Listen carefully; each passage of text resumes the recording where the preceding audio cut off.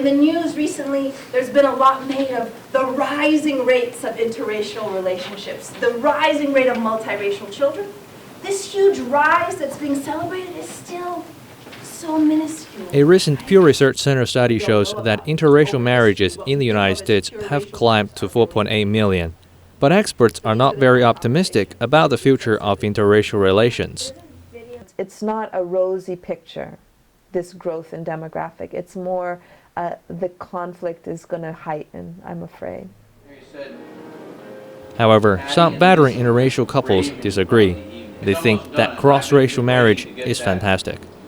We're assimilating as a culture. I think it's great. I think cross-cultural marriage is 1 + 1 = 3. Doris Early is originally from Taiwan. She came to the States at the age of 16 and married Jack Early when she was 30. Jack's family is from Ireland. They met in San Francisco and later moved to Rhode Island. They have been married for 25 years and have 2 daughters.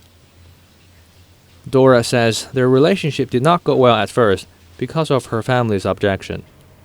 My parents wanted me to meet a Chinese boy. My father, till I was very much older, in my late 20s, was still introducing me to Chinese boys. And I've dated many Chinese boys. And you didn't know that. But I guess it's my decision to become an American, and marrying to an American is going to help me to adapt to this society a little easier. I just feel to be more attracted to this whole new world of unknowns. Experts say parents' intervention is pretty normal. People have a certain pride in their groupness, right? In the history, in the culture.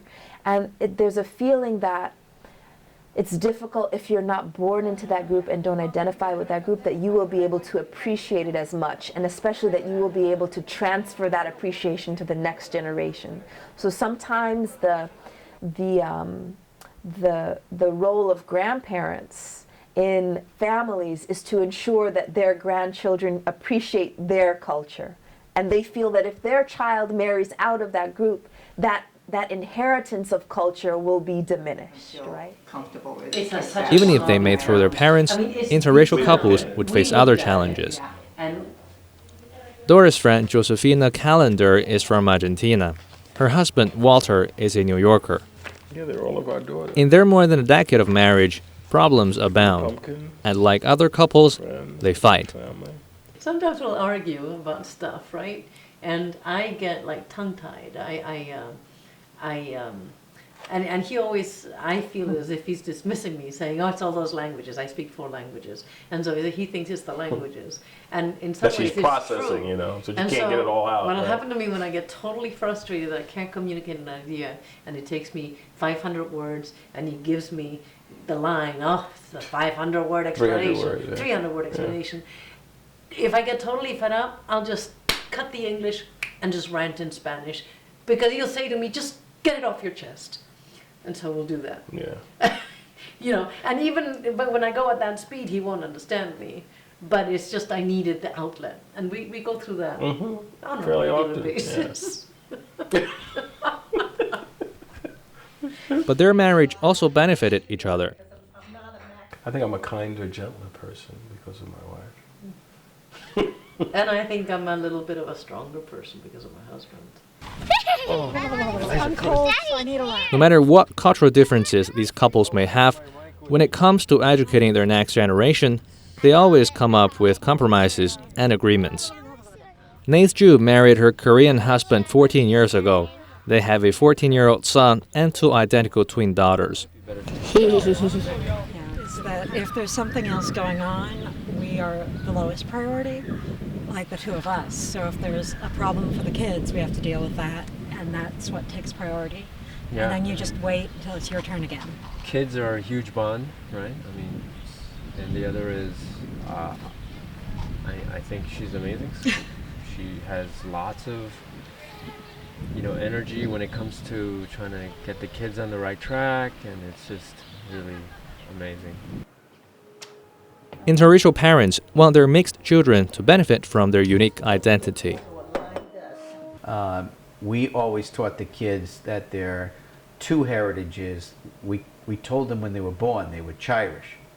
So if you ask my children what they are, they'll say, we're They Chirish. introduce themselves When they were little yeah. kids, they'd introduce themselves. Are you an American? No, I'm Chirish. And They so, probably didn't know what that means. so they never knew there was any negative. Because you're multiracial, it doesn't mean that you have a superior viewpoint on race or a superior experience, and that you automatically know things that other people don't. Unfortunately, we think that just because you're a product of this kind of family or relationship, that somehow gives you insight that other people don't have. It may give you a certain kind of insight, but that insight has to be cultivated. It's to be able to step out of our own trajectory, our own experience, our own way of seeing things, and see it from all different directions, right? Scientists have found that humans are 99.9% the same. Experts say that we're actually so much alike that people have to be open-minded when interacting with each other to have a better life. And so we live in a global world now, we live in a transnational world, and so those individuals and families that can adapt to difference and adapt to change are actually giving the next generation the best tools, as opposed to those who want to act possessive and who want to keep people out. Those are the ones who are not going to be able to survive this global shift, right? And so I'm ultimately optimistic that people will start to see the importance of adapting culturally and being more porous to other groups, and being sort of supportive of kids who are not, as invested in this idea of racial purity as our grandparents were.